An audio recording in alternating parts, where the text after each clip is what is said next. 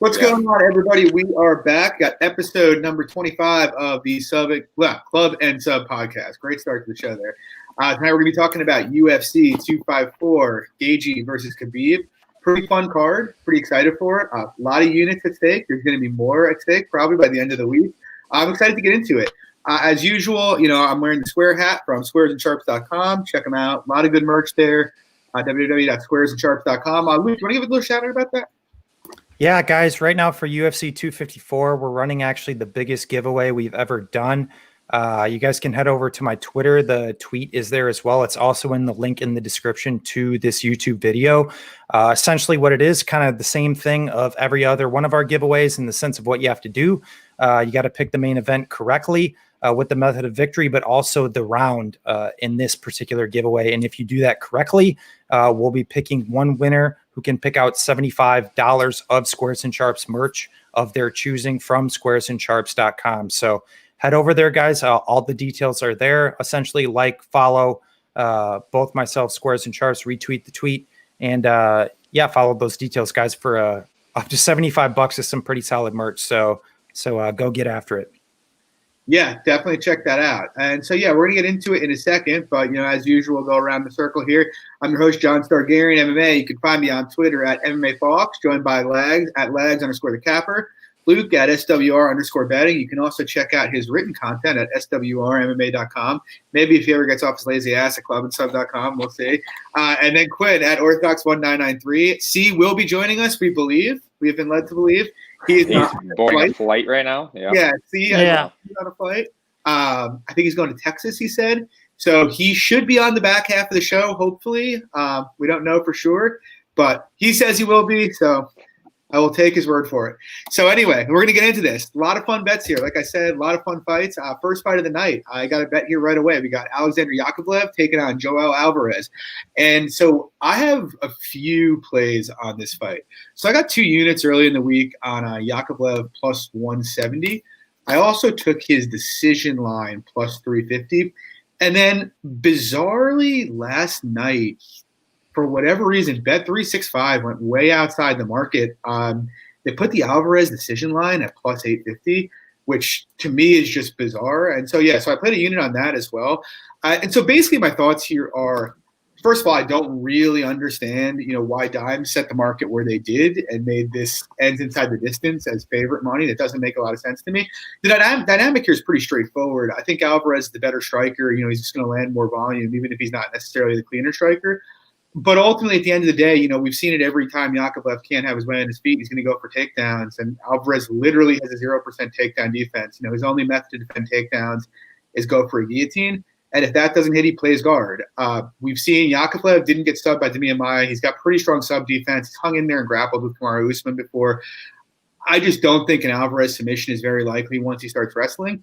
He's also pretty durable, so I don't think an Alvarez finish just in general is very likely. And so I actually favor Yakovlev here. I got 170, but he's currently 135, plus 135, and I actually think that's still a pretty good spot. Maybe he won't wrestle and he just gets pieced up on the feet. I guess that's possible. Just doesn't seem very likely. And so, to me, the dynamic is pretty straightforward. If Yakovlev wrestles, he's going to win this fight unless Alvarez gets a very unlikely guard submission. Lags, what do you think here? Yeah, pretty similar to you. I kind of think that Yakovlev is going to be able to dictate the wrestling pace here. It's just whether or not he's going to be able to, if he gets caught in a submission here by Alvarez.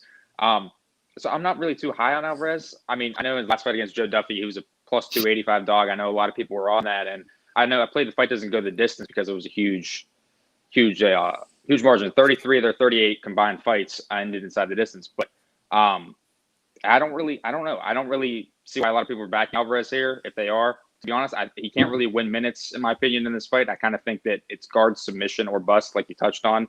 So, if you're playing Alvarez, I think you should play him by submission. In rounds 1 or 2, he's only seen 2 third rounds in his entire career. And then if you're playing Yakovlev, I like the money line. I like the decision. What do you think, Luke? Yeah, so kind of in the similar boat as you, at least in terms of liking Yakovlev. This is one of the fights I kind of got to later in the week. And obviously all that Yakovlev money trickled in. But I do actually like your bet at plus 170. I think there was definitely some value. So I think if you got in there, I think that was the bet. I'm definitely giving Alvarez, I guess, a little bit more credence than you, John, in the sense that I don't necessarily know if Yakovlev is going to come out with a wrestling heavy game plan. I think he should. It definitely makes the most sense. It's what he needs to do. But I'm not necessarily convinced. And even in that, like you said, obviously Alvarez is pretty dangerous off of his back. Not saying that he's going to submit Yakovlev necessarily, as you touched on. I mean, Damian Maia couldn't even do it, but he's pretty crafty and at least aggressive in attacking that to threaten those stuff. So if Yakovlev is sloppy on any of those entries, which I kind of have seen from him in the past, where like if he doesn't really get in on those initial shots and guys are able to wrap his neck, he just kind of flops to his back, which in turn is actually good submission defense. You put yourself on the bottom, but you also protect your neck there and kind of falling out of those submissions. But then again, he's also putting himself on the bottom, which I don't necessarily think he looks great in doing. I've seen him mounted and put in bad positions a few times too. So I think that's in play. But from a betting perspective, like I said, I think if you got in this one early in Yakovlev, assuming he can avoid, those submission attempts from Alvarez in a guy who's content to play guard and takes that path and doesn't sit there and stand and strike with this dude who's like massive at 155 and Alvarez, I think he's got a good shot here. I think he's definitely a live dog for the card, but I think at current price, I don't really see any value, but the pick is Yakovlev. Quinn, what do you think? Yeah, no, I completely agree with what you guys are saying. I like Yakovlev a lot here. It's kind of hard to trust Joel Alvarez as a favorite because like the guy he can't defend takedowns like at all. And Yakovlev, he's pretty decent grappler. Like I think he's gonna definitely win minutes and he can win rounds. Strictly off top control, and if Alvarez does get back up, I do think that Yakovlev can definitely just mat return him again. I mean, like you said, John, he literally has no takedown defense, and the striking is going to be kind of close. I don't really see Alvarez knocking him out. I mean, he's been in the cage with like Paul Daly and stuff like that, and he's survived, and he's always been pretty damn durable. Yakovlev has, and he has a lot of experience. I'm not a huge fan of his like game in general, but I do think that this is a pretty good stylistic matchup for him here. I do think he has the grappling advantage. We'll see where the line goes. I don't really mind a play on him at I think he's plus 130, plus 135 right now, but kind of just want to see where the late money comes in. But yeah, definitely the pick is Yakovlev, probably by decision. Yeah, and like I don't hate Alvarez, to be clear. Like I bet him against Joe Duffy. I just kind of think this is a pretty uniquely bad matchup. But anyway, we'll move on. We got this is probably the least fun fight of the night. Yeah, pretty much. And it's Liana Jojua taking on Miranda Maverick. I'm going to toss over legs. What do you got here? I'll keep it short and sweet, I guess. I think Maverick should probably be a decent-sized favorite here. I think she's just the overall better wrestler, which is where I think that this fight's going to come down to. I think the striking is going to be pretty close, but where both of these girls are good offensively in their takedowns, they're both pretty poor defensively in their takedowns as well. So I think it's kind of tough to trust Maverick as like a minus 400 favorite in the spot. So I would lean Jojua as a dog here, but like I touched on, I don't really like. She's very capable with playing on her back here, so it's kind of a pass for me. I think if Jojua gets over like plus 350, maybe that's a good spot, but it's kind of a pass for me. Low-level women's MMA, don't really trust either woman, so it's a pass. Right, so Drew? I'll pass it over to the MMA whisperer here, Luke. Yeah, so actually first play of the night here, not I guess a play I was originally looking to play necessarily, but the line made a lot of sense. I got 2 units on the under 2.5 at minus 106. The under 2.5s in these WMMA fights have really been paying dividends for me this year. So I'm kind of riding that train right now. Lags brought up a lot of good points. I think Maverick actually is the better wrestler and grappler here, but actually in doing so, I think she's also giving Jojua her best chance as she is very aggressive and very active off of her back. I'm not saying she's going to sub Maverick. I largely think actually Maverick is going to be able to work to pass. I kind of actually classify both girls as diametrically different in terms of submission over position. I feel like Maverick is more position over submission and works more methodically to her submissions, whereas Jojua is more content to kind of play that guard game, work those arm bars, that guard sub low level WMMA type thing, which we have seen before too. So I think we're going to be kind of getting one of those high level action type fights on the ground, which I think definitely gives credence on their 2.5. But even on the feet, like just, I guess maybe a hot take. I mean, we have seen, Maverick drop some girls, with that left hand. I think her striking has improved a little bit. It's definitely still green, but she did make a camp move in the last year to a boys high base camp. So it's definitely been a concerted effort of her to improve that nature. And Jojua's striking defense is not necessarily good, but she is an aggressive girl that's going to come forward. And I'm also still not sold on the Maverick striking defense either. So I think we could see some little fisticuffs on the feet here. But at least in terms of like a straight pick, I do think if Jojua gets to plus 400, I'm going to be taking a small shot here because let's keep in mind, guys, like Miranda Maverick is only 23 years old. She's making her UFC debut. Like how many times have we seen these younger fighters come in and put on uncharacteristic performances? It's just really hard for me to justify Maverick as, like minus 400, minus 500. I put her like minus 300, but if she gets to that plus 400, I might take a small little stab on my girl Jojua, but I think the under 2.5 is the play here. You got to give her some respect after her last fight. Right. Well, Belbita also had 0 grappling, where Maverick has grappling. What do you think, Quinn? Yeah, no, definitely no play for me here. I don't. I like Maverick to win a lot. I think she's the more technical fighter. Wherever this fight hits, and I do think that she is definitely going to be able to have a lot of top time here. And like you guys said, like the guard sub from Jojua, like I personally.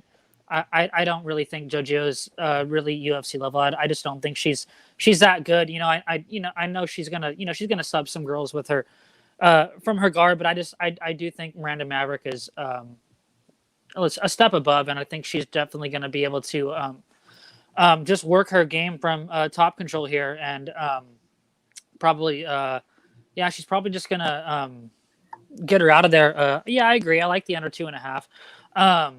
I don't know. I've just never really been a fan of Jojua's game in general, and I do think Maverick is a solid up-and-comer, and she's also she's very, very big. She's strong for the division, so I think that's definitely going to help with her grappling here. But I can't justify a play on Maverick at the current line, so it's just a pass for me. I'm looking forward to seeing more of Maverick here, though, and her getting a better competition. Yeah. I don't agree with that. Disagree with anything that anybody said. So I'm just going to move on here. I don't really care about this fight that much, to be honest. We're going to move on. We got Dawoon Jung taking on Smile and Sam Alvey. Luke, I'll let you start here. What do you got? Yep. So second play of the night so far. I got 2 units on the over 1.5 at minus 112. I think Lags might echo some of my sentiments here. I believe he's on the same play as well. But ultimately, I think this is another line that is just relatively mispriced because I think what people are looking at is, Jung being, a finisher that he is, in an Alvey who's a guy who's a relatively stationary target who also has shown a decent amount of finishing ability. But I think it's one of these fights where you really have to take the stylistics into perspective as well. And even in that stationary nature of Alvey, I mean, the dude's shown a pretty solid chin. The dude has almost 40 pro fights and has only been knocked out a handful of times, has faced some pretty solid power punchers as well in doing so. And I guess the main reason I'm making this play in Jung is that I like how he's relatively patient and assesses essentially what he's doing. He picks and chooses his shots really well. He's not necessarily a guy who's going to come out there and just bum rush people, in that maybe he has that sniper shot that ends up putting Alvey out. I wouldn't be surprised if that happens. I don't think that's out of the question,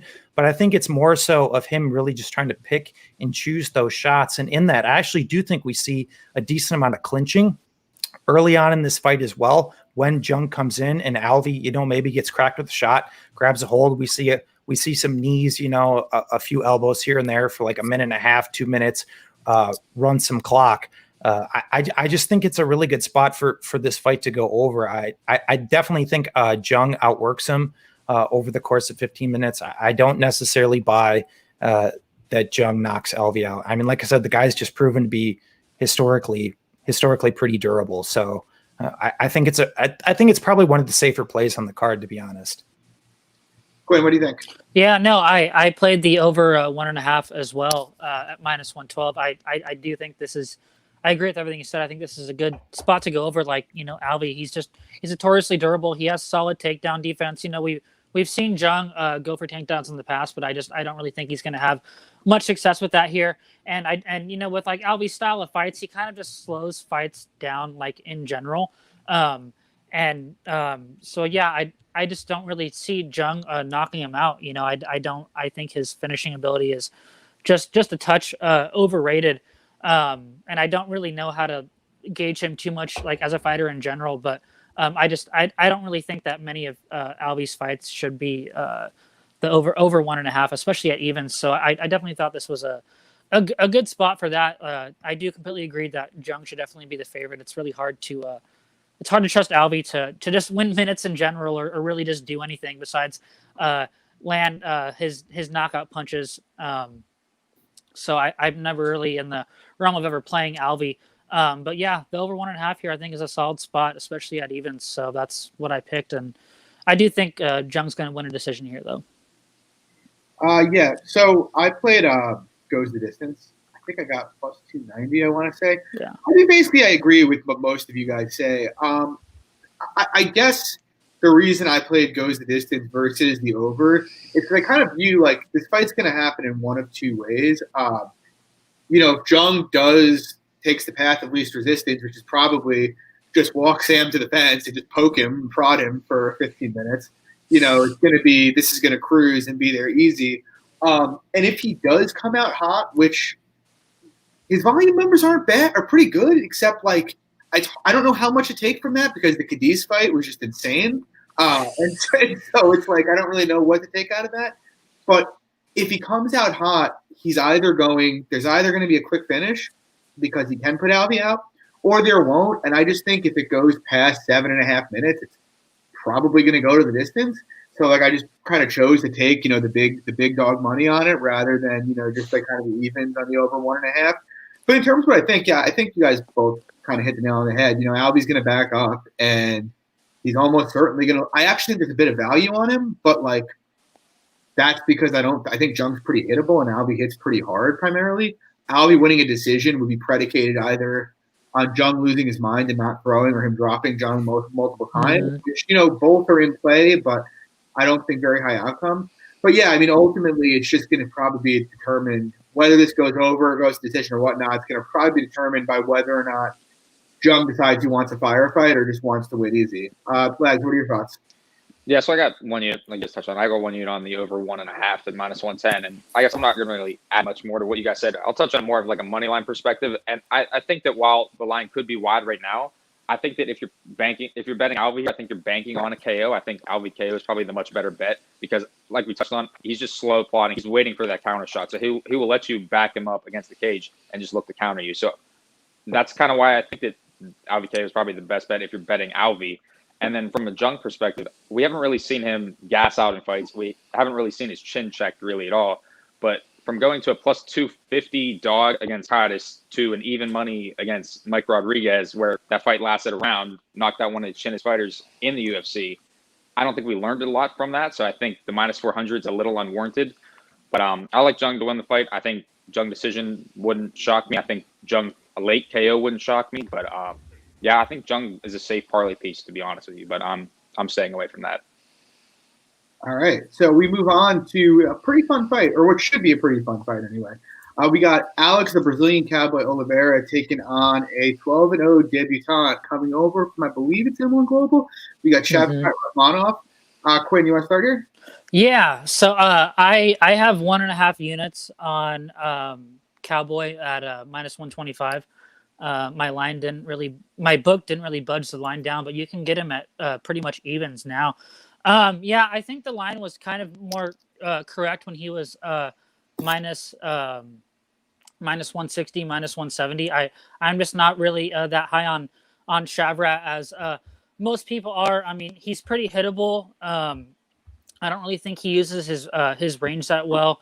He doesn't like getting pressured or getting backed up in the cage at all. He has kind of weird fight IQ. He was fighting this black belt on M1 Global, and he dropped him with an overhand, and then jumped on top of him and started grappling with him. And it was just, I don't know, it was just kind of bizarre because he had the clear striking advantage. And then he just decided to go grapple with him, and I just wasn't really I just wasn't really a fan of that at all. And like I'm not a huge fan of his takedown defense at all. Like he doesn't really go for underhooks like he should. So like any good wrestler, they're just going to be able to get their hands clasped and just send him for a right. I mean, he kind of just relies on grabbing the overhook and using his like length, because he's really tall for the division, using his length to just like defend takedowns or get back up. And in the UFC, that just doesn't cut it. And there's been a couple of points where he's been on top of people, especially from mount, and he's gone for guillotines and like lost position. And you just don't want to bet on a fighter that does that at all. Like I understand like the nerves of like trusting Cowboy, like with his gas tank and him quitting. But like, I really do think that he is just a better fighter everywhere. I think he is a much more athletic. I think he can knock him out. I think he can get on top of him, pound him out, or sub him out. Like I just really think that he is just a much better fighter everywhere. And yes, like Chevrolet has like his records of opponents have been pretty decent, but this is a pretty big step up in competition for him here. Like Alex Oliveira, he's been fighting pretty much elite competition for like the past 6 years. So I'm just not convinced that this should be like an even money fight at all. So I really had no problem putting 1.5 units down on him, and the line might flip, and I might just add a little bit more if he goes to dog money. So I like Alex here a lot personally. Yeah. So I don't have a play on this yet. I'm probably going to, but candidly, like I don't really understand what people see in Shavkat Rakhmonov like at all. Let's just like. Well, first of all, like what Quinn said, there's levels to this, and like going from fighting cans in Russia to winning 2 fights in M1, and now you're going to be fighting a guy like Cowboy Oliveira, who's been fighting top 15 guys for, the better part of the last 3 years consistently, and getting some wins in there against them too. It's not like, Oliveira is an easy out for anybody. Look, you obviously have I guess it's not a narrative. He is a quitter. But I mean, I'm not going to say he's not. The Cowboy gas and quitting angle. But you also have, like, if you look at Rakhmonov's tape, look, he's got sharp, straight strikes. He's very wooden. He's very slow, and he's not very athletic. He also has his chin straight in the air at all times and doesn't have the best takedown defense. Like, in terms of a speed, athleticism perspective, this isn't really that close. Like, it's Oliveira all day. Mm-hmm. Now, maybe Shavkat can just out-technical him and outwork him. Is that possible? Yeah. But you're telling me this kid coming over from Russia who's fought basically no one deserves to be even money against Alex Oliveira? Like, that's Alex Oliveira was just minus 200 against Peter Sabata. Now, look, Sabata fought horribly that fight, but, like, he's even money with Shavkat Rakhmonov? Are you on fucking crack? Like, what is going on? Like, I'm going to bet Oliveira. I don't love the idea of laying juice with him, so I'm kind of waiting. And I'm not going to put a huge bet on him because, look, he is a quitter. But the bottom line is I'm going to take a guy like Oliveira in the spot pretty much 100 times out of 100. And if Rakhmonov turns out to be a star, cool. I'm happy to lose money on that. But I just don't see it. Lags, what do you think here? So this is when I actually haven't gotten the tape a ton. But pre-tape, I kind of leaned. I was like, all right, under 2.5, pretty much even money. I like this spot. It's a good spot. And this is a similar spot I bet in the last fight against Sabata and Oliveira. And I thought, for as long as this fight stays on the feet, Oliveira is going to be able to piece him up, which I thought he kind of did. And then if Sabata was able to take the fight to the mat, he was going to be able to use his jiu-jitsu, find a submission. But that never really came to fruition. Sabata didn't have a great fight. And ultimately, I'm kind of with you guys here. I don't think Shavkat's that great of a prospect coming into the UFC here. And I like the under 2.5. It's just how much can you trust Cowboy's finishing ability and him to step on the gas? Because we've seen multiple variants of Cowboy, and that's kind of what's leaning me off Cowboy money line in general. I just kind of think it's hard to trust a guy like Cowboy, but I think at dog money, I don't hate the bet at all. What about you, Luke? So I guess definitely not a contrarian take in any stretch of the imagination, but I will give Rakhmonov, I guess, a little bit more credit because I have seen some decent things out of him, but at least in this particular matchup, I guess really what it comes down to for me is that darting in and out nature of Cowboy and all the movement he uses on the outside against a largely stationary guy in Rakhmonov. And I know Cowboy hasn't been like this big knockout, or I should say a lot of his fights have went to decision recently. But if you actually look back historically, we've seen a lot of finishes out of Cowboy. The guy does have a lot of power. Yeah. He is very explosive in everything he does. He's a hard hitter. In that, we actually have seen Rakhmonov knocked down pretty bad when a guy has came in with that darting in and out nature. And pretty much, to be honest, in my opinion, the only reason he ended up surviving in that fight was because he was somewhat saved by the bell. And maybe there was some Russian cook in there that I've heard from some other people online too. He was knocked out on the feet there too. Like he went out. Yeah, I think a really interesting consideration though, just as somewhat of an outside take, like this guy's been scheduled to make his debut 3 times now. Like let's list off who the UFC is giving him. I think it's pretty interesting because I think it tells a narrative, at least in terms of what the UFC thinks of the guy. The guy's originally booked to face Bartosz Fabinski. I think Bartosz would have killed him. I actually had I had a bet on Bartosz in that fight. He was then scheduled to face Ramazan Ameev. I had 4 units on Ramazan Ameev in that fight. He was then scheduled to face Elizeu Zaleski dos Santos. Didn't have a bet on that fight, but like they think very, very highly of this guy to give him those 3 guys as potential debuts. Yeah. So I mean, maybe it doesn't make any sense. Maybe we're missing something. I don't know, but I've never been a big Cowboy Oliveira guy, but with this getting bet all the way down to evens, I think it's a pretty good spot for him. To be honest, the only reason I haven't bet him yet, obviously you guys brought in, the kind of quit factor, which is definitely concerning. But from a stylistic perspective, assuming the best Cowboy Oliveira shows up, and one thing I will say from an intriguing perspective, in my opinion, in that last fight he had against Peter Sabata, that is one of the most complete performances we have seen from Cowboy Oliveira, and it just so happened to be in his last fight. Maybe he comes out here with his 12 Brazilian kids. He's got his 12 baby mamas that have been yelling at him the last 2 weeks, and the guy has a lobotomy, doesn't know what he needs to do, and we lose our bet. So, but I haven't bet it yet because honestly, I think Oliveira is going to move to dog money. Yeah, I think they're good dog, and I'm going to wait on that, and I'm probably going to play it small, like you said. Maybe the guy has a lobotomy, but not necessarily sold on this Rakhmonov guy, just because, like I said, from a stylistic perspective, I think Oliveira presents a lot of troubles for him here. So I guess we'll see. Yeah, agreed. I'm glad we're on the same page there. So sponsored play, Brazilian Cowboy Oliveira. Next up, we got Casey Kenny making a quick turnaround here 2 weeks after he basically fought a punching bag and taken on Nathaniel the Prospect Wood. This is going to be a fun one.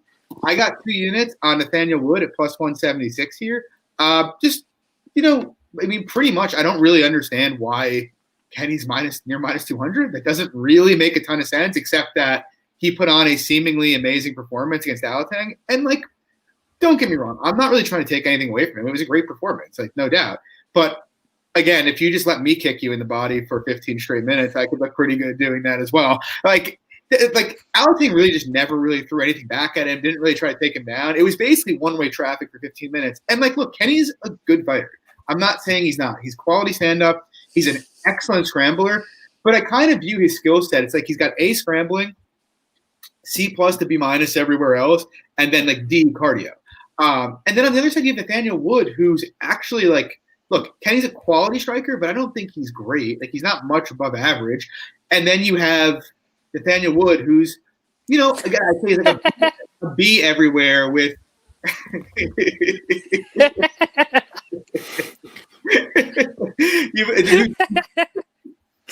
Nathaniel Wood is a B everywhere, a C- with his chin. But basically, I think I give Wood a slight edge as a striker. I think he's going to be a bit busier. I just kind of trust him a bit more. Like, I don't trust his durability per se, but he does a lot of good attritional work, works the body, uses kicks a lot. And, we see Kenny slow down basically every time he's faced adversity in a fight. That guy Anatoly outlanded him a distance, Merab out. And, I don't know what you think of Merab, but Merab's certainly not an elite striker. Merab outlanded him a distance. Like, I'd say Wood's probably a better striker than him, and that wasn't very long ago. And so it's like, I kind of see it as this should be, pretty much near evens. They're both probably comparable level grapplers. Kenny probably a better wrestler, scrambler. But, Wood can hold his own and probably won't get subbed or held down. And, like, if it's a kickboxing match, look, Kenny could finish him, but also it's going to be close on volume. Wood does good attritional work and Kenny slows down. So I just kind of trust Wood there. So I kind of have us at evens. I got plus 176, which I think is ludicrous. But, yes, that's my stance on it. Lags, what do you think?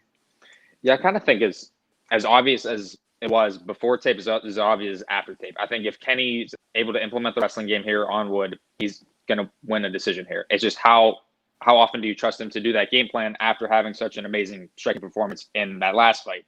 So I agree with all your points, kind of everything you said. I think the only reason why I'm not taking Wood here is I think that Kenny is going to have that game plan. I think he's going to be able to mix in that wrestling with his newfound striking, and I think Kenny's going to be able to get a decision here. I don't really see either guy finishing this fight here. I kind of think it goes to decision, to be honest with you.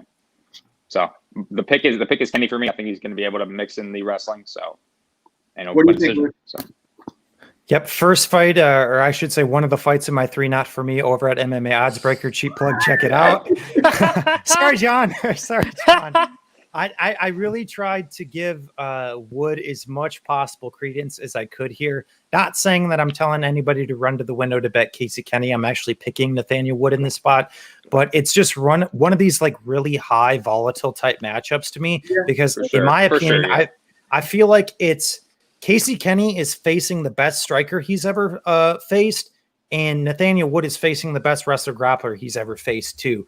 And in that being said, I just don't think we've seen Nathaniel Wood really pushed from a wrestling grappling perspective. Obviously, he has good jiu-jitsu. He subbed some guys who have been competent in terms of their own jiu-jitsu of opponents. So I got to give him credit there. But how does he deal with like a grinding, heavy type game plan of Casey Kenny, assuming Casey Kenny decides to implement? I think Lags brought up a really good point. I put this in my breakdown as well this week. We've seen guys who have been wrestler grapplers who have had striking success in recent years who now fall in love with their hands and come out and sit there and try to prove a point. If he does that with Nathaniel Wood, I think Nathaniel Wood lights him up on the feet, to be completely honest. I think he's a lot more technical. Like you said, John, I think he utilizes a lot more tools there. But my big question is I guess, what is Casey Kenny's game plan? If Casey Kenny sticks to his base, comes out here and tries to grind on him and wrestle him, I guess we'll see. But at the same time, I think that definitely gives credence to Casey Kenny. But at the same time, I don't want to sit there and say that Nathaniel Wood can't stuff takedowns and can't create space, just because we have never seen a guy come in there with a largely wrestling game plan against him. So it's one of those fights where I just have a lot of questions on. I'm gonna go with Wood for the upset here, just because I still am not in the Casey Kenny bandwagon. I feel like he's just going to continue to be a guy that is a bonfire of money for me that I've just been consistently wrong about. And maybe there's just something I'm not picking up on tape on correctly, but I still just don't think the guy's that good. I still don't think the guy's that good. I think there's a lot of things that Nathaniel Wood can do in this fight that can really exploit that on the feet. Once again, predicated on how Kenny approaches it, Kenny creates space. Because I think people might be looking at that Alatang performance and sit there, oh, he might be uber competitive with Nathaniel Wood. Obviously, Nathaniel Wood gets hit, but if we're talking about from a technical striking perspective, who actually has more power, more tools, it's Nathaniel Wood all day. So it's a fight I'm just going to kind of sit back on and look to assess. But I don't know. I think it should be a fun one. Quinn?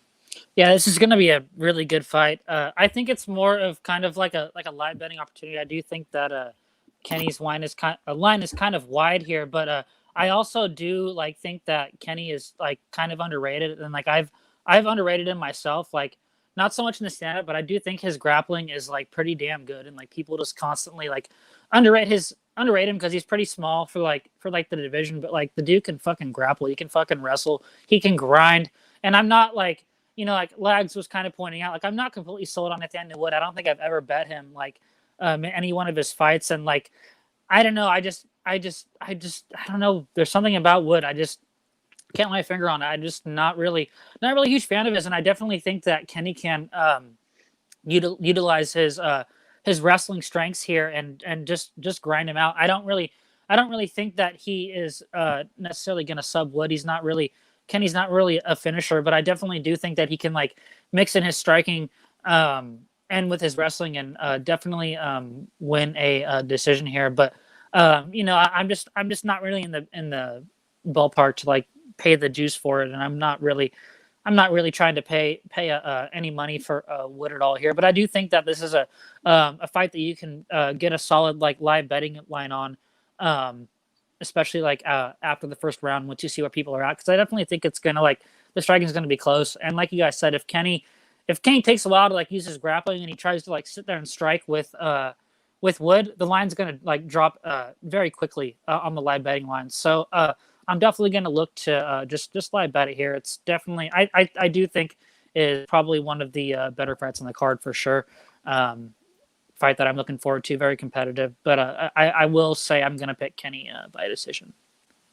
All right, and so we move on. We got a fun one. We got Bam Bam's last stand. He's taking on the Skyscraper. If you ever wanted to see what Tim Duncan versus Tony Parker looked like height wise, this is it right here. What do you got here? I think honestly that we could put the club and sub stamp on. Do not put your money on this fight. This is a pass. I don't think you should touch it. Honestly, in my opinion, unless that's my opinion. I think it's two trash cans that are towards the end of their career. It's complete stay away. Pass. Luke. So honestly, the only reason that this one is also not in my 3 not for me is because I didn't do a super deep dive on it. I guess my main consideration here, at least from both guys' perspective, Struve obviously being, the Skyscraper, he's just a super awkward guy to fight. So from trying to like analyze and stylistics and whatnot, it's really hard to make direct comparisons because the guy's like fucking 7 feet tall. So how do you compare opponents to fighting a 7-foot guy? How does he approach a fight with the 7-foot guy? You don't know. And then on the other hand, in Tuivasa, the dude's apparently now made the move to AKA. Unfortunately, our resident C is not on here to tell me that AKA is the worst living camp in the history of the United States, because I'm sure he would say so. But I'm curious to see if Mr. Tuivasa has made some improvements in his game going to AKA as a guy who's consistently struggled with this wrestling and grappling overall. You think going Luke, to a rolling with Khabib every day? Khabib He's Khabib's main I don't think partner. Khabib would probably give him the time of day, but no, I don't know. I'm kind of more so in camp Lags of it's just kind of a dumpster fire of a fight. A lot of question marks, a lot of weird things. I don't want any part Don't of do it. it, Luke. Don't do it. I don't want any part of it. Quinn? Yeah, this fight's pretty like black and white to me. Like you can't play Struve at favorite money here. I mean, the guy, his tall man defense, he's so hittable. Bam Bam will kick his legs out and he will walk him down and he will throw overhands. So, it just seems like every time Struve gets hit with an overhand, he just fucking folds. Like he folds like a sack of potatoes. Like it's almost comical. But it's like how you can't trust Ty. Like I definitely think Struve is better in the clinch, and I definitely think Struve has a significant grappling advantage here. So it's like. I definitely think Struve should just come out and try to initiate the clinch and wrestle and take him down here, because you can't trust Ty here in the grappling department at all. But you can't trust either guy here. I definitely see some sort of a finish happening somewhere along the way, but I don't want any fucking part of this fight. Did I put the stamp on it? Nope. I have a bet here. I took a half unit on Tuivasa by decision. Yeah, Oh, boy. By decision. By decision. Yeah, I got Wow. about 650 on it. That's what FanDuel had on it. God. And You're gonna be sweating your balls. Oh, Dude, that's a sweaty what? 15, Am my I? friends. He's gonna That's a knock him sweaty down 15. like 4 times and then not finish him. no, Struve's not knocking shit down. No, not Struve. Ty. Basically, my point is, or my thinking here is, well, first of all, the height and reach difference is pretty gigantic. I mean, it is gigantic. Like, I don't think Tuivasa is going to have a very easy time kind of hitting him on the chin. And, like, you know, we've seen Tuivasa do a lot of body and leg work before. Magic C is going to be on by the end of the show and give a rant about Gaethje is going to get the belt for the glory of the U.S. Just wait. It's coming. But anyway, back to Tuivasa. You know, Tuivasa, he's pretty active. Like, his output's not bad. He goes forward. You know, Struve's very hittable. And I actually kind of think Tuivasa has shit power. Like, I just don't think he's got the elite power we thought he had when he knocked out Cyril Asker. He hasn't really knocked out much since. And, you know, obviously there's the concern of Struve taking him down and subbing him, which if he takes him down, he's going to sub him. But Struve only attempts like 0.8 takedowns or something like that for 15 minutes.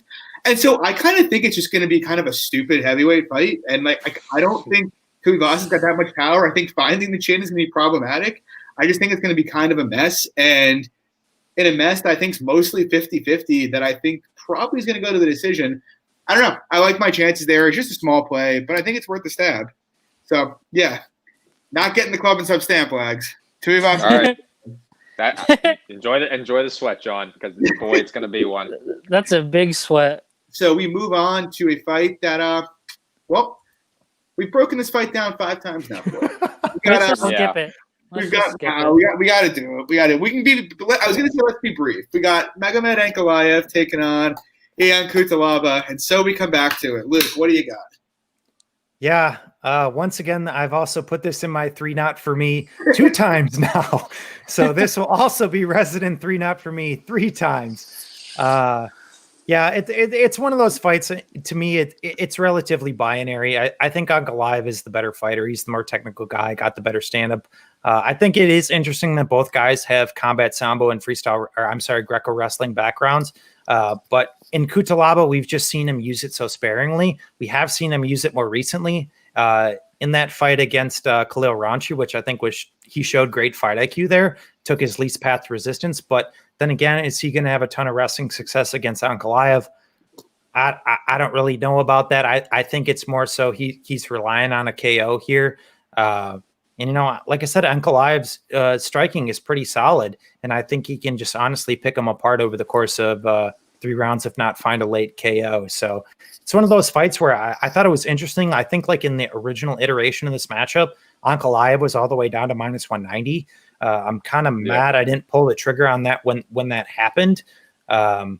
And now he's all the way up to -320. So, I mean, it's went up almost over $1 now. So, but at the same time, I just don't think you can necessarily be betting Cutelaba straight. I think he's pretty KO reliant, and -320. I think it's a pretty hefty price to pay against a guy who's coming out here and trying to take your head off. So, this is one I would sit back on and enjoy the violence. Yeah, I agree. Quinn, what do you think?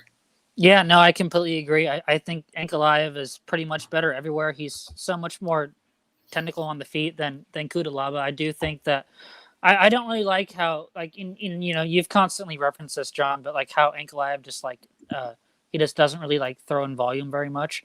So he kind of just gets outlanded at range. I don't really like that too much, but I just think like he has so many advantages everywhere, especially on the mat, like especially his wrestling and his grappling. Like I think if he just wants to go to like a grappling heavy approach here, he can just win minutes that way and just land ground and pound and maintain a top position here.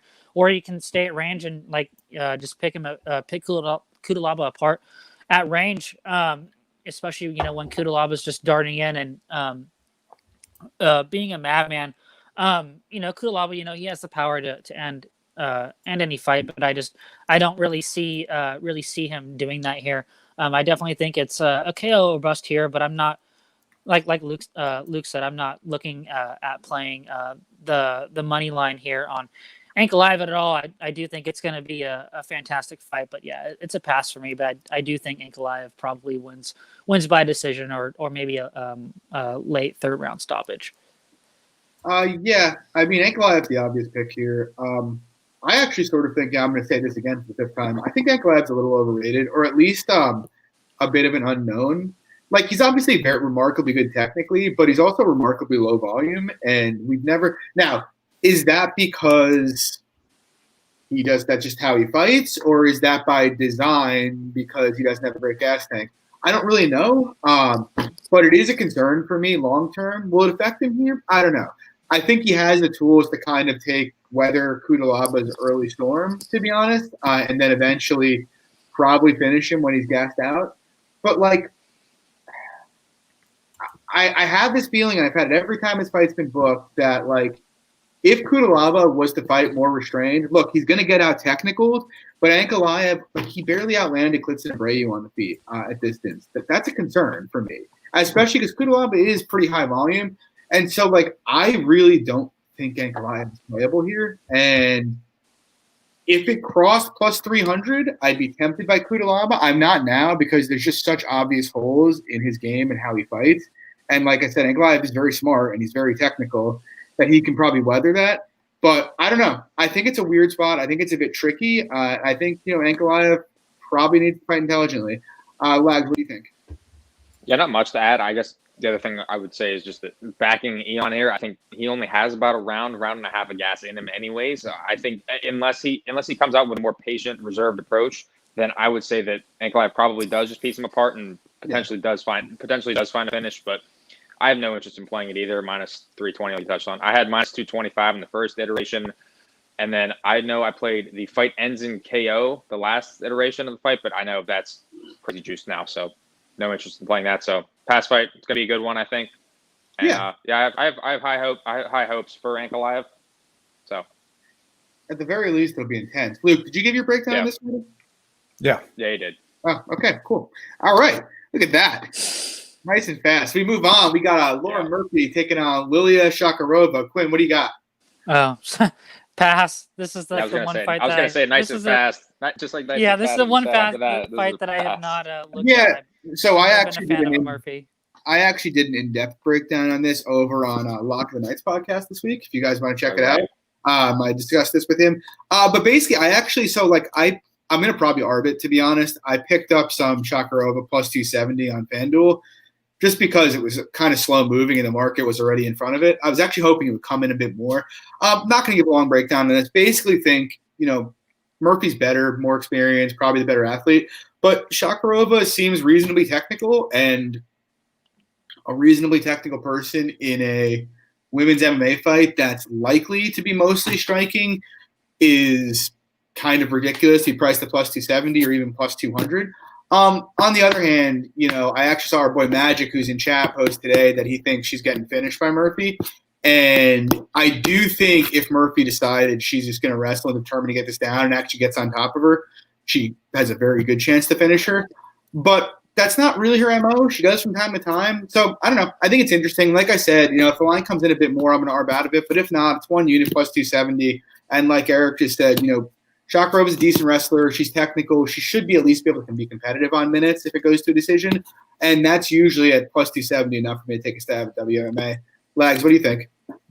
Yeah, I kind of agree. Like at that line, plus 275, I think it's worth a stab. I guess the only thing I'll really add is I actually had somewhat interest in backing her against Calvillo at plus 200. So, So, I mean, like you said, better technical fighter here. I think as long as this fight stays on the feet, I think she's going to be able to piece her up. And yeah, I don't know. Not much to add really here. I don't really rate her opponent that highly. I think Murphy rolls to a decision here. Luke? Yeah, I actually did a pretty deep dive on this one. You guys know I love my WMMA, but I was trying to WMMA whisper back at it. I was trying to find this angle for Shakirova, and I definitely think it's there. Like, I mean, the consistent theme with Lauren Murphy is that she has struggled with strong wrestlers. Liz Carmouche, Sarah McMahon, Sajara Eubanks, girls who have had consistent wrestling success against her, but at the same time, those are also very, very strong wrestlers. So to me, it's my consideration of, all right, well, the Shakirova girl does come from a wrestling background, has had a lot of wrestling success in her fights regionally, but it's about assessing, is her wrestling necessarily on that level against girls? I'm just going to be honest. She's fighting bums. She's fighting nobodies. Like the one girl she lost to was 4-4. Her last 2 wins were against girls who were 2-1 and 1-1. Like she won a fucking title in M1 against a 1-1 girl. So I'm sorry, that's just a little dicey. But from a technical perspective, I will give Shakirova a little credit. Her entries to takedowns are good. I do think she has good control components. But my biggest concern with her is that she's so content to kind of sit and stay at range for these extended periods of time. I don't think her striking is necessarily that bad, but she just doesn't throw. She doesn't throw. She just doesn't really do anything at space. And she waits for, 1, 2, 3 minutes and then shoots, then has all of her success. It's a pretty common theme in a large majority of her fights. Whereas I think, in my opinion, if the girl was just diving on legs within the first 30 seconds, she might be like at least pounding these girls out, if not submitting them on the ground, at least regionally. So that's my big component here in this fight. Does she sit there and implement that kind of similar game plan that she did over an M1? Where is she going to try to sit there at range with Lauren Murphy and then eventually try to sit there and time her takedowns? Because if she does sit there with Lauren Murphy at range, I think Lauren Murphy picks her apart pretty bad, if I'm being completely honest. I think right now we're actually seeing the best Lauren Murphy. I've historically never been a huge Lauren Murphy guy, but I do give girls and guys and fighters in general credit when credit is due. I think ever since leaving the MMA lab, we're seeing the best Lauren Murphy right now. You don't like Irish people, Luke? What's that? You don't like Irish people? Irish people? What? You don't like Lauren Murphy? Eddie Alvarez I'm joking. the best. That completely went over my head. But ultimately, I think Lauren Murphy's going to be a pretty good test for her. But I actually did take a little of Shakirova by decision on FanDuel. Hashtag thank you, FanDuel, at plus 420. I think that's a pretty crazy line, because if she is able to implement that game plan, I think she's got a decent path. But I'm also not trying to lay like minus 230 on Lauren Murphy. But my pick is Murphy, but I think that plus 420 on decision on Shakirova is pretty crazy. Yeah, I don't mind it. So we're going to move on. We got Phil Hawes taking on Jacob Malkoun. Luke, I'm going to just assume that this is in your 3-0 for me and start with you. I don't remember, but I believe it is. I was going to say, I've been counting through the fights, and I think this is your third fight. Yeah, I believe this is my last one. Yeah, I'll keep this one brief. Like Hawes is one of these guys who's been like somewhat overtly hyped. Like he had a chance on TUF. He's had 2 chances on the Contender Series. Obviously, knocked that one dude out, and now is finally getting his call at 31 years old. Wrestler from Iowa Central, where John Jones wrestled. He's another one of these big athletic guys that it's gotten a lot of hype, but his skills overall, at least overtly over the course of his career, just haven't really panned out. Now the guy's getting his shot. To me, I do see the athletic tools of him. He obviously has that collegiate wrestling background, but to be honest, in a lot of his fights, he's not a guy for his background and his base. He's not a guy who's coming out here and just necessarily rolling guys on the ground. We've seen actually a lot of striking from him in recent years, and I think his striking has improved a little bit, but there's a lot of questions there too. Like in this Malkoun guy, he's fighting who's only 4-0, one of Robert Whittaker's main training partners. I think he's relatively well-rounded. He's just another guy that's a little bit difficult to gauge because he only's had 4 pro fights against relatively lower level competition, has looked decent in doing so, but I have seen him slow down in latter rounds of fights, seem to be pretty well-rounded, good check left hook, straight right hand, decent wrestling. Haven't seen a lot of his jiu-jitsu acumen, but apparently as a purple belt, he actually did win the ADCC Asia trials as well. So I think that's an interesting note, assuming Hawes does go wrestle heavy here. But yeah, this is a fight where I just have a lot of questions on where Malkoun is at. Being a guy who's only had 4 pro fights, how does he step up to the big stage? And you got a guy in Hawes who's historically been an underperformer based on where guys have ranked him. So him at that minus 260 number, I actually do not hate on anybody taking the shot on Malkoun. I think it could look like massive value, but to me, it's like I'm not really trying to make a bet on a guy with 4 with 4 pro fights. So we'll see. Yeah, I actually think I heard Gugabe say that like he won that tournament one year that Malkoun won. Yeah. Quinn, what do you got here? Yeah, no, I like Hawes here. I definitely think that he is just the better overall fighter wherever the fight goes. I mean, I guess I think his skills are a little bit better than most people think. I think he's a decent striker. I mean, he has some decent boxing. He has good solid leg kicks. He's kind of a freak athlete, probably on the juice. But like you said, he's a stunt puller. He pulls stunts. He's very, very hard to trust. Just throughout his career, he's been finished like multiple times. He was finished by Luis Taylor on the PFL. Luis Taylor's like 50 years old, and he was also he's been knocked out a couple of times too. So the durability is there, but I just don't really think Malkoun is like, he's super green. Like you said, he's only got 4 pro fights. He's got he's got that purple belt, but like you guys all said, I just don't really know how the ADCC circuit over there really compares to like the American one. And I've seen Malkoun get like taken down and kind of controlled on the map before. Like I'm not like super impressed with this takedown defense, and I do think Hawes is definitely going to be able to like get him down and work him on the mat here. Like you said, I just like, you just can't pay the money for Hawes here at all. But I also don't really see any reason people are actually laying money on Malkoun here, even if he is as big of an underdog as he is. I just have to see more from him, and I just don't really see how he has any advantages here. So I'm going to go with Hawes. But yeah, it's definitely a 3-0 for me. That's for sure.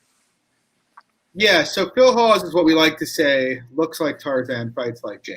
The guy he's just a huge pussy, man. Like, it's a – I'm sorry. Yeah, I know Phil Hawes could kick my ass before anything. I'm aware that a professional MMA fighter can kick my ass. But anytime the guy has faced adversity in his career, he has completely melted down. Like, that's just a fact. He's got bad gas. Like, he's a good wrestler, but he's basically shown that he can't sustain a pace doing it.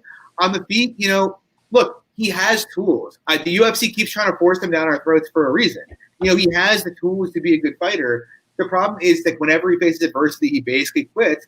And I don't think technically he's really evolved at all since we first saw him on Contenders. It's kind of the same thing. Throws a lot of big power shots or attempts a lot of power takedowns, but nothing is smooth. And when he can't get done early, he quits. And now, with all of that said, I kind of feel how you do, Luke. I'm not saying I dislike Malkoun. There's some stuff in tape that was interesting. The problem is he's had 4 professional fights. There's just not enough tape. And for all the shit I just talked about Phil Hawes, he is an athletic specimen. He is a good wrestler. And I think Malkoun, you mentioned it, Luke, and I went back and looked in our group chat this week. Malkoun's a bit gassy himself. And so it's I don't know. It's possible Malkoun is good. I just don't have the data to see it. I think he can be competitive striking here, but I think Hawes hits harder. In the grappling, he can probably be competitive. Hawes is probably a better grappler. And I just don't trust that Malkoun's got enough of a gas tank to weather the storm and then take over. I think it's more likely if Hawes doesn't get him out of there, they both just look like gassed out heavyweights in there the last 7 minutes or so. I just don't. One of the mistakes I've made too often recently, it's funny because Luke, you said it to me, you're I feel like Malkoun is something you play, John. And it's been taking a shot without seeing, a clear enough path to victory for the dog because I don't like the favorite. And I don't like the favorite here, but I don't really see the spot in the fight where I'm okay, Hawes wins that spot in the fight, or Malkoun wins that spot in the fight. I think Hawes is better everywhere, but I think a Hawes quit job if Malkoun proves to have the gas or resistance is certainly in play. So no, 3-0 for me. Do not play Phil Hawes. What do you got, Lex? Yeah, I mean, not a ton to add, I guess. I mean, if you like Hawes, you like Hawes in round 1, and then I think if you like Malkoun, you're banking on Hawes to gas out. There's not enough tape, like everybody touched on pretty much. 4 fights, there's not enough tape to say that he has a viable path to victory here. So pass. I think Hawes probably wins it in round 1. Me personally, I was looking at Hawes round 1 just because I think that's his main path to victory here, but only plus 200. I don't have a ton of interest in it. Yeah, understandable completely. We move on to a fight that maybe you have some interest in. We got Alexander Volkov taking on Walt Harris. What do you got here, Lex? So I actually picked up the early line. Thank you, FanDuel. 1 unit on Volkov at minus 136. And then the line got steamed all the way up to minus 210. And I kind of was all right, this is probably where it should be. And then it came back a ton. And now we're sitting, about in the middle, minus 170. Yeah, I think there's a huge narrative base around Walt Harris comparing him to Derek Lewis, and I don't think that's really true at all. I mean, I think Derek Lewis, as we've seen in all of his fights, he carries his power throughout the entire fight. But we see clearly here with Walt Harris, he's a quit job if he doesn't get it done early in the first round. All of his finishes, all of his wins are in round one. If you're betting on Walt Harris, in my opinion, you're backing on a round one KO. I think that Volkov is going to be able to dictate the pace here. He's the much better striker.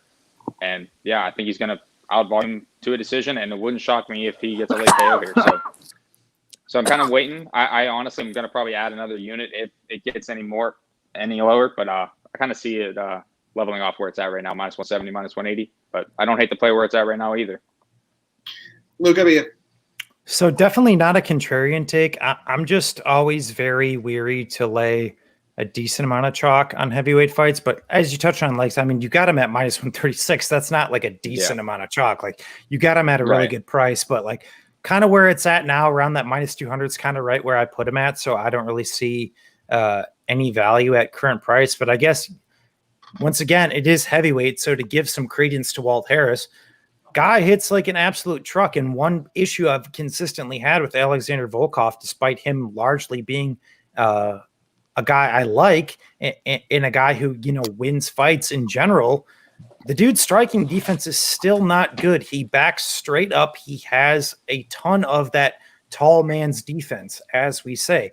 So, you know, those big bursts of Walt Harris early on, I think do need to be something that's considered. But at the same time, Alexander Volkov has also fought a lot of solid power punchers, and his chin has largely held up. Like even in that knockout against Derek Lewis, he was largely dominating that. He was completely dominating that fight, I should say, before getting knocked out. The first rounds were probably 10-8. So yeah.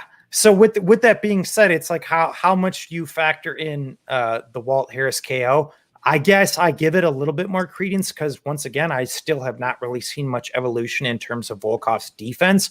But once again, Walt Harris is a guy who's not really outworking guys historically over the course of 3 rounds, who's not a historic minute winner, where as a guy in Volkov at the heavyweight division, in my opinion, is a minute winner and has shown that historically, which is something I value very highly, especially at the heavyweight division, because there are so many guys that are KO reliant. And not only that, Volkov, a lot of people forget, man, Volkov has a lot of power. Prior to the UFC, I know he hasn't had a ton of knockouts in the UFC.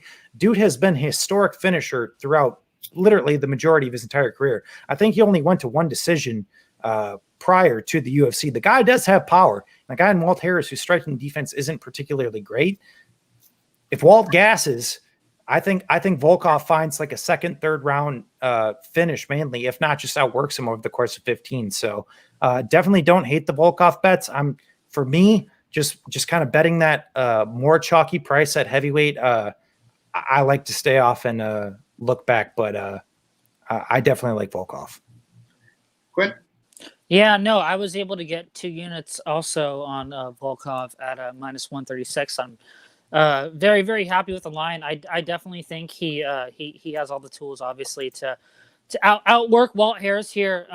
You know, I am a little bit worried because I do think both guys have questionable striking defense. So I do completely agree that Walt Harris is definitely live in round 1 for the KO, but like after that, you know, it's really gonna be all Volkov, and he's gonna look like a -4. Minus 500 favorite. And, you know, like I do agree, Luke. I think he could definitely get late round stoppage. I just think he's like the better fighter overall, way more technical. I think he has a pretty significant, like, I know he doesn't use that much, but I definitely think he has a pretty significant grappling advantage here. If he you know, decides to use it, I really don't think you can count on that here, but I just think he's the better fighter overall. And I don't really see a win condition for Walt Harris outside of round 1, but you know, like I don't know, Harris does kind of scare me a little bit. I mean, he hits like a truck, and he has really, really fast hands. Like he has super fast hands, but I don't know. I rate Volkov a lot higher than most people do, it seems, and I definitely think his minute winning skills are very high level. So yeah, I definitely like Volkov here, probably a late stoppage or a decision, and I I love the line at -136. So, yeah. Yeah. I'm on that same line. I have 4 units on it, -136. I'm very confident in this. I'm look, if it gets to like plus 200 Harris, I might arb some of it. At that point, it's kind of worth it. But Volkov's striking defense can be it's suspect at times, but I'm not like overtly concerned about it. He's been historically very, very durable. He got knocked out by Lewis, but look, Harris is a big hitter. I'm not sure he's on Lewis's level as a hitter, though. And even if he is, it's kind of a similar dynamic in that, first of all, Harris has virtually no gas tank and his output is very low. So it's like he's going to have maybe some openings early to finish this, but that I'd be on him even bigger, Magic. He might have some openings early in this fight to knock out Volkov, but those are going to go away quickly. And Volkov's going to keep a pace that he can't keep. And so I think Harris is first round finish reliant. The thing is, it's like I can't. Is that a 30% outcome? Volkov's only been knocked out twice in his career over 40 fights. He ate some bombs against Blades and mostly wore them fine. I just don't really believe that. I think it's more 25%. I don't know. I see Volkov as -230 here, 70% favorite. He's gonna win basically any fight that goes to the cards, unless it's a real weird fight where Harris is able to wobble him multiple times. And yeah, I just think the fight's pretty simple here. We saw it against Hardy. Hardy's a bigger fighter than Harris is. He's taller, he's longer. And Hardy tried to go wild to get in on him and didn't really have an easy time of it. He did a great job keeping him back with kicks and knees. And I think you're going to see something similar with Harris. And Harris, unlike Hardy, isn't going to bite down and go forward like that to try to get it done. He's going to look to pick his spots and get in. And maybe he gets in and knocks him out. I'm fine with that possibility being in play. I trust Volkov to win the minutes here. I don't think it's particularly close skill-wise. So yeah, that's 4 units on Volkov, -136. We'll see what happens. Slight devil's advocate, John. He did get dropped by Tim Johnson, though. Yeah, well, it's heavyweight, though. I mean, he could get dropped here. It's I'm just saying, how high do you really say? Yeah, that's ultimately where it comes down to how high. I don't hate your bet at all. To me, it's just I could not go that heavy on heavyweight fight with a guy with defensive flaws. That's just me, though. Honestly, I think Volkov's defensive flaws are a bit overstated, to be honest. He's got 60% striking defense at range. That's pretty good. I don't think it's not going to be he's going to bite down and get in the pocket and trade with Harris. And even if he does that, Harris is probably going to throw 2 or 3 punches while they're in the pocket. So, yeah, I don't know. I'm not not that I'm not concerned about it. I wouldn't be happy to lose. But I wish you the best, John. I do think there's big value on Volkov. And like I said, if the line keeps getting wider, I might arb some of it. But, yeah, I'm pretty confident. Anyway, we move on. Got the co-main. Luke, you have a play here. We got the Reaper taking on the God in flesh, Jared Killer Gorilla. Yeah, so we're on Fight Island, and I think I'm going to be on my island here on this podcast as well. I got 2 units on Robert Whittaker at +104. Definitely not a play I was necessarily looking to consider necessarily, but after digging back into the tape, to be honest, I just don't think it's a great style matchup for Jared Cannonier. Listen, I'm a guy who's given a ton of credence to Jared Cannonier, as I think everybody else should in recent years. I mean, the guy came all the way down from heavyweight, now fighting at middleweight, has looked great in doing so. He's finishing all the guys he has fought at middleweight. But I guess my big thing is, once again, not to play narrative, we'll get into the stylistics in a little bit, but he's finished 2 grapplers in an over-the-hill Anderson Silva. Now he's fighting a guy who, in Robert Whittaker, who is a mainstay at middleweight. And we can talk shit all we want about Robert Whittaker, but at the end of the day, the guy is a winner. But getting into the stylistics of this fight, the big component for Cannonier here is the fact that, all right, we got the leg kicks. It's obviously been a massive weapon for him. He's obviously got that big straight right hand. Big weapon for him, obviously has power, very crisp in doing so, really turns everything over on everything he does. But my big thing is So what if Robert Whittaker doesn't sit there and engage in the pocket with him? What if we see a dancing on the outside Robert Whittaker, a darting in and out Robert Whittaker, which we have largely seen from him? How does Jared Cannonier, one, strike going backwards? Because I don't think that's anything we've ever seen before. Jared Cannonier is largely the guy who's dictating the pace of fights, which I don't think Robert Whittaker is going to allow him to do. And number two, if he's not able to get off on those leg kicks to ultimately limit mobility, what is he able to do from there? He has struggled with takedowns historically, so I'm not going to be the guy who's going to sit there and say, I'm betting Robert Whittaker because I think Robert Whittaker is going to out-wrestle him because Jared Cannonier has struggled in the wrestling historically. I actually think Jared Cannonier has improved his takedown defense. He's shown good things. Shit, Jack Hermanson had the dude's back at one point, was able to clear a hook, get out within 10 seconds.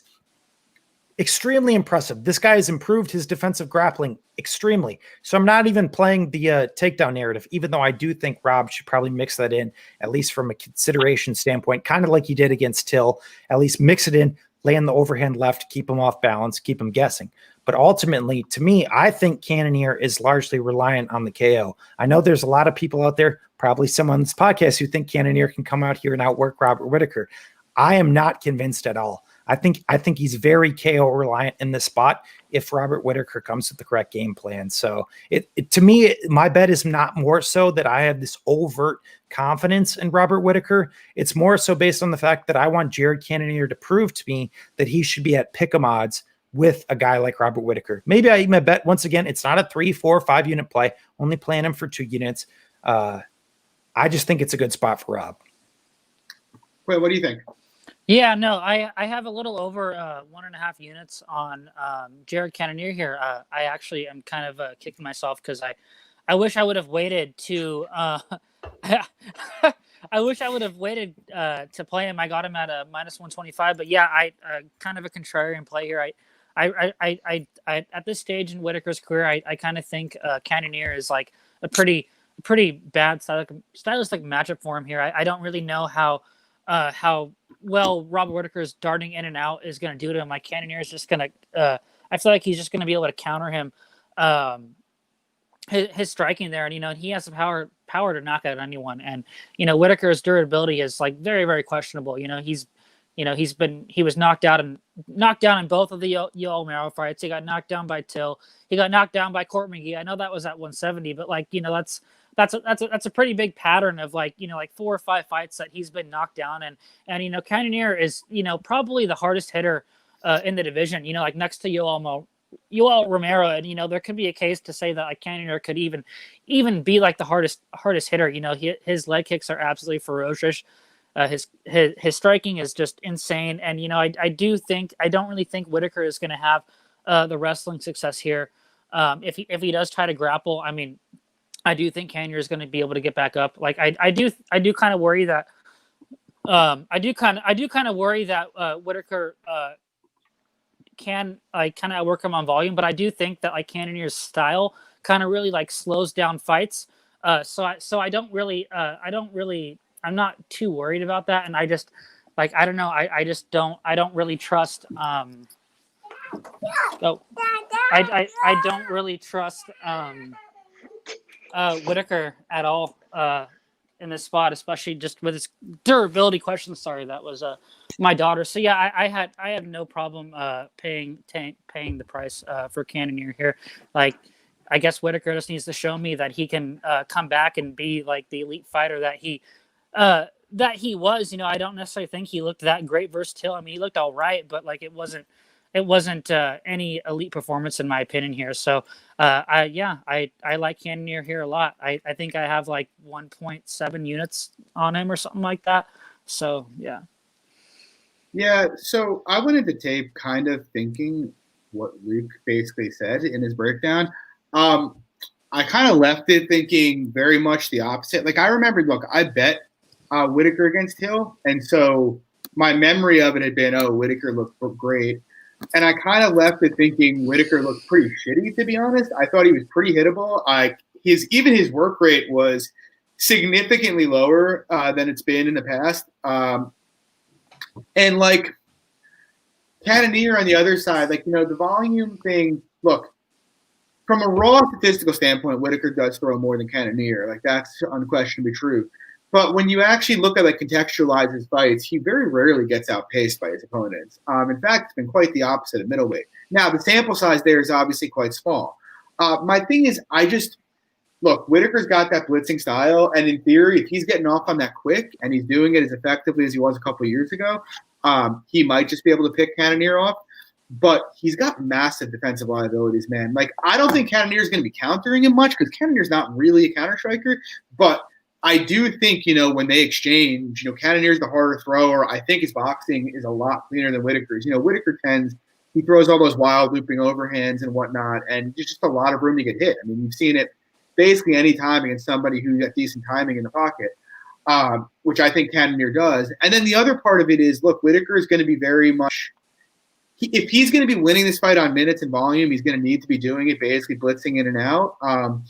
And if Cannonier sticks to a smart plan with, like, his kicks, I think it's going to be very hard for Whittaker to do that and be able to escape the pocket unscathed without getting into a big exchange. And, like,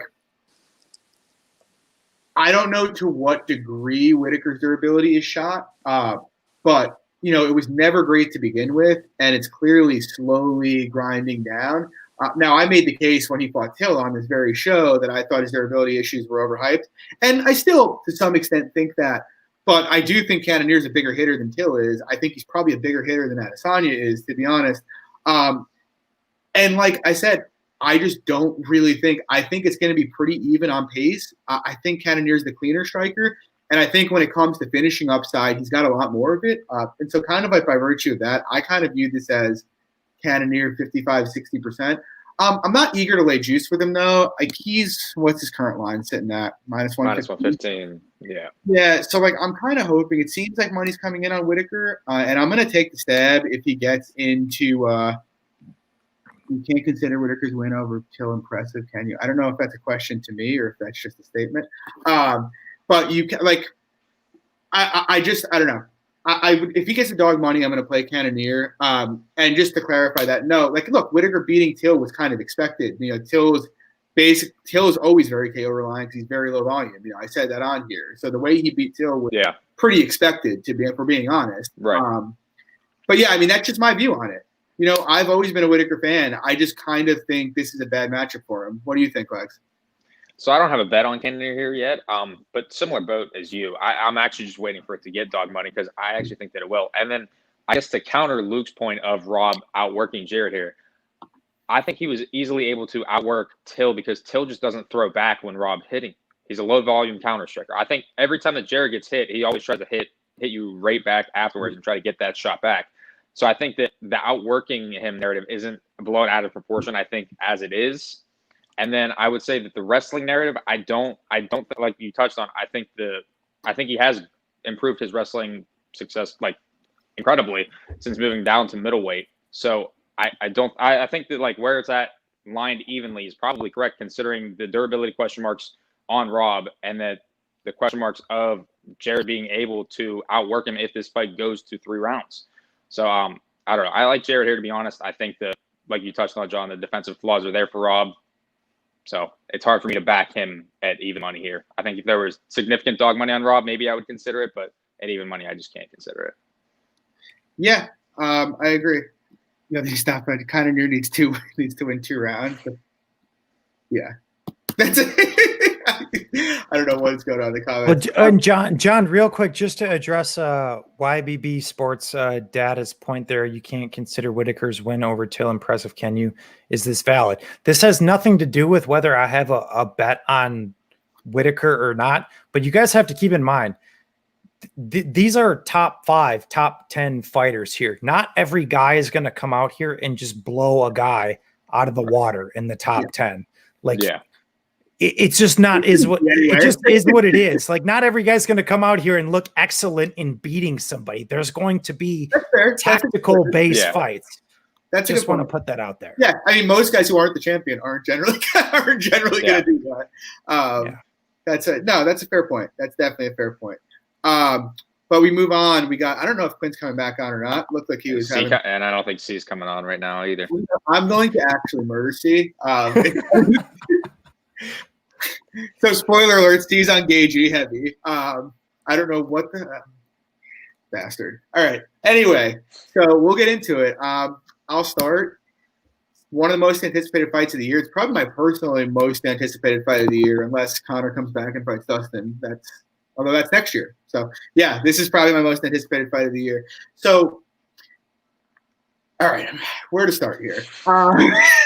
So I kind of think I haven't seen a single good breakdown of this fight yet, to be honest. I touched on that on Twitter. Yeah. Even by some of the people I respect. Like, it's just, if the fight comes down to whether or not a question of can Gaethje, consistently get up from takedowns, like against the fence, then it doesn't matter. He's going to get fucked up. Because on the fence, Khabib is God. It is his world, and he does what he wants there.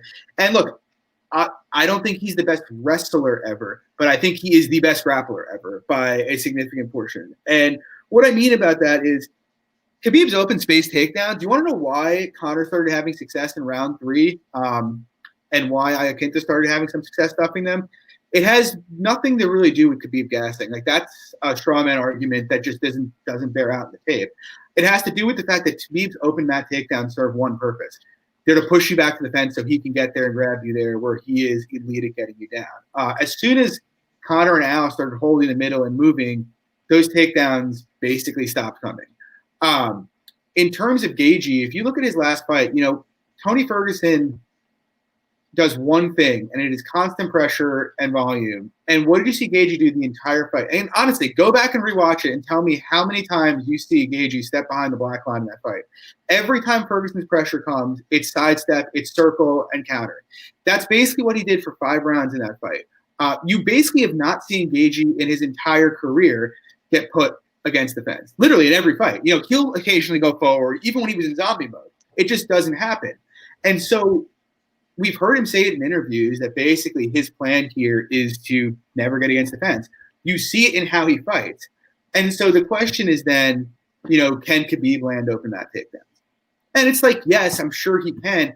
But Gaethje's sprawl is very good in the open mat. I'm not even going to get into the wrestling credentials because they're kind of meaningless.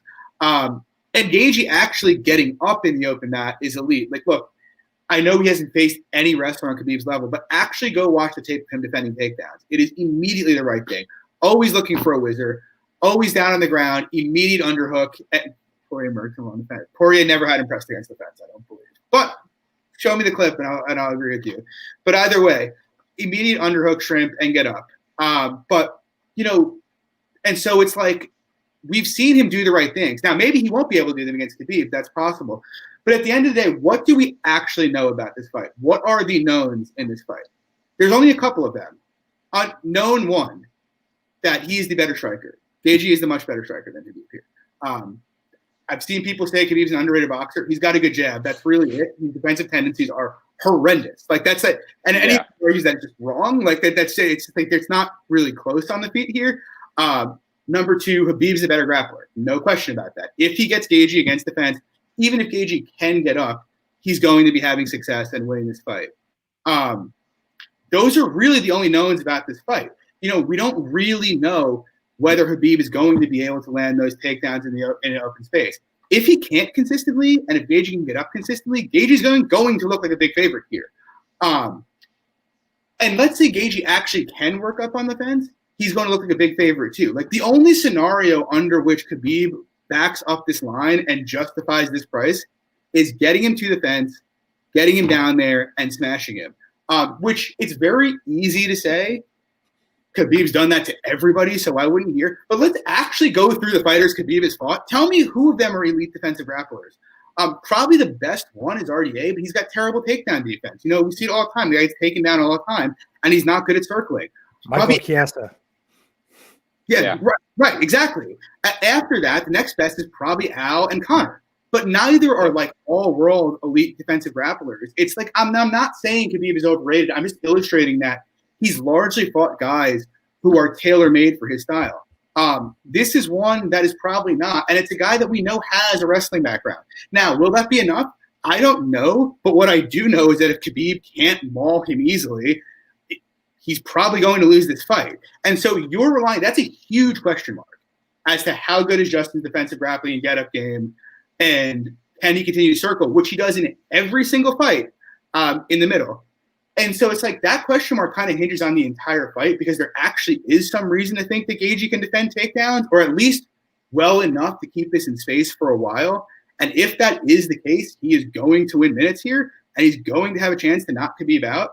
And so to me, I look at this fight and I'm like, this basically seems like a near pick 'em fight to me, because that's a huge question. Like, we know Gaethje does the exact thing in every fight that what Al and Conor did to keep those fights standing. He literally does that in every fight, no matter who he's fighting.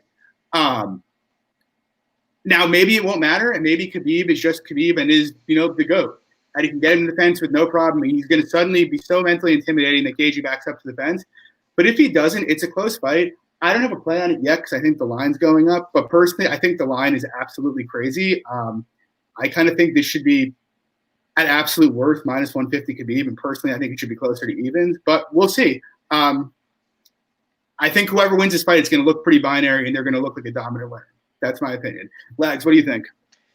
So, like you just ended there, whoever's going to win this fight is going to look pretty dominant in doing so, and that's why I put an early bet out on this fight. I got the under 4.5 rounds at minus 155. I have 2 units on that, and I'm pretty comfortable with that. I know it's sitting at minus 210 now.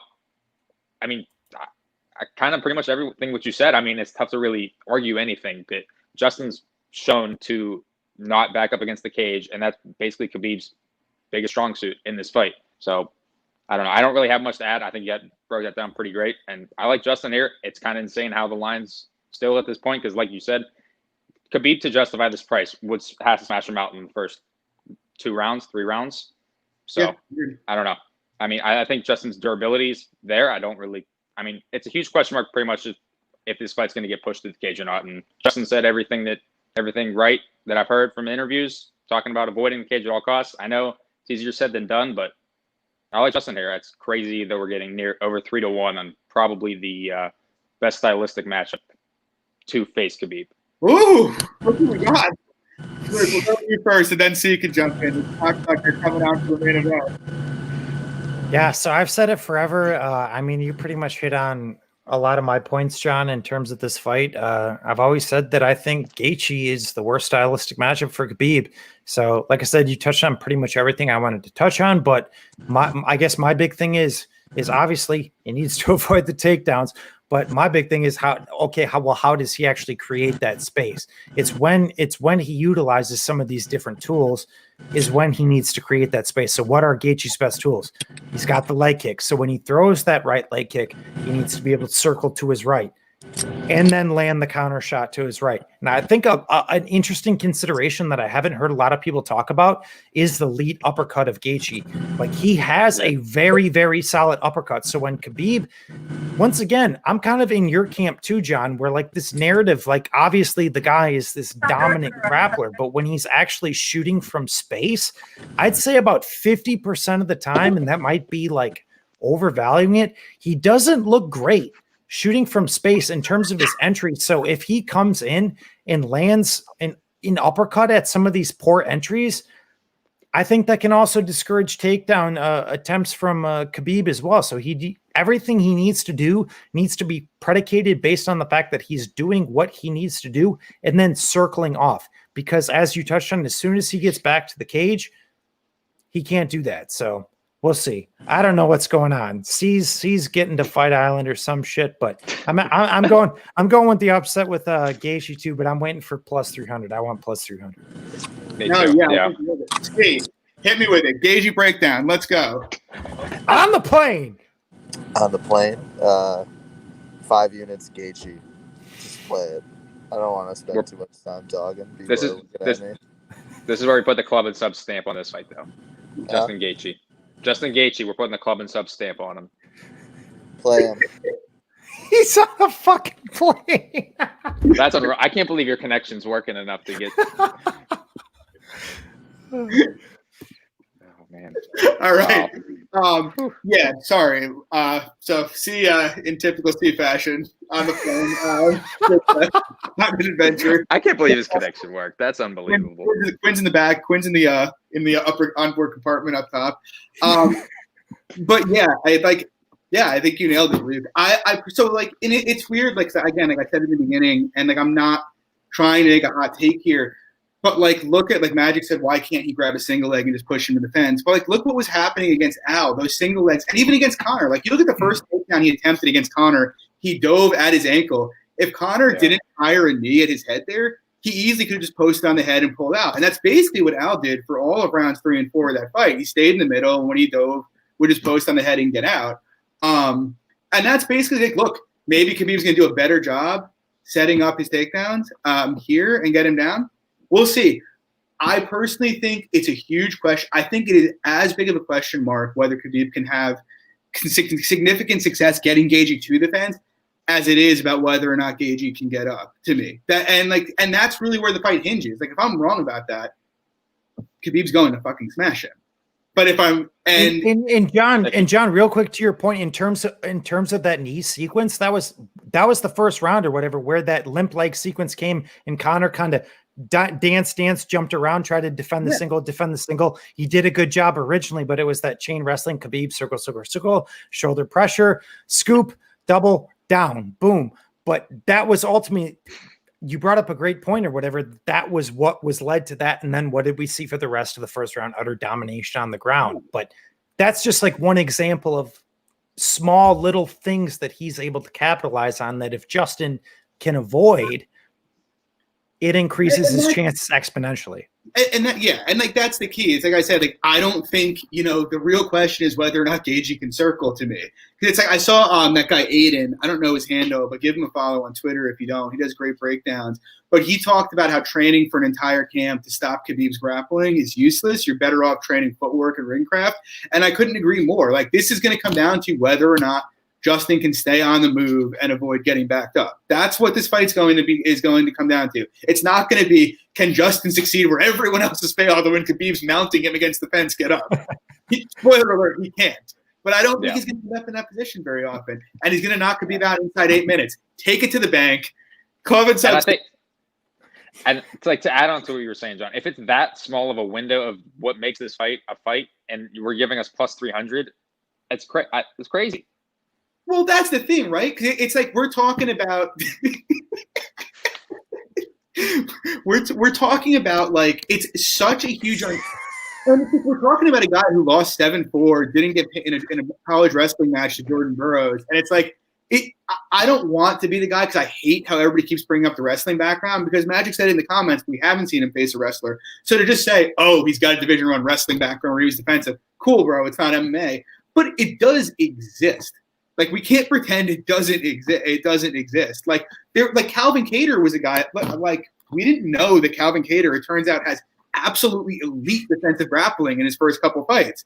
But he's a great athlete who wrestled early on and has it. Gaethje might not. He might just be a fish out of water if he gets pushed back and end up there, or he might not be. And if he's not, he's going to win this fight. Like that, and that's kind of like my point. So we'll see what happens. You guys have anything to add here? No, you pretty much hit on it for me. Yeah, I think we're either going to look like geniuses predicting the downfall of one of the most dominant guys in the sport ever, or we are going to, I should say, Squares and Sharps is going to be sending the entire podcast those square hats for next week, as we look like the biggest jabroni ass clowns next week, predicting the downfall. Next week we'll have 0 view. We'll have 1 viewer, and it'll just be Magic saying, "I told you so 1,000 times." Yeah, Magic's just talking shit in the pod. Yeah. But yeah, guys, thanks for coming by, guys. We appreciate it. It's going to be a fun card tonight. Not going to announce yet, but we got some new stuff possibly planned in the future. We'll see if they do it this week, but we may start doing some live streams for big cards for Saturday nights for anybody that wants to follow along, and maybe releasing some more content, maybe some merch coming. So yeah, give us a follow. I never say this. I probably should say it every time, but if you enjoy the podcast, please drop a like and subscribe to the channel. We're going to officially convert the channel from John Stargarian to Club and Sub shortly. I've just been lazy and working a lot, but it's going to happen when I stop being lazy. But yeah, guys, thanks for coming out. We really appreciate the love and support, and good luck to everybody. We're going to hopefully win some money, and hopefully it'll be 28-1 come Saturday night. Thanks, guys. Take it easy.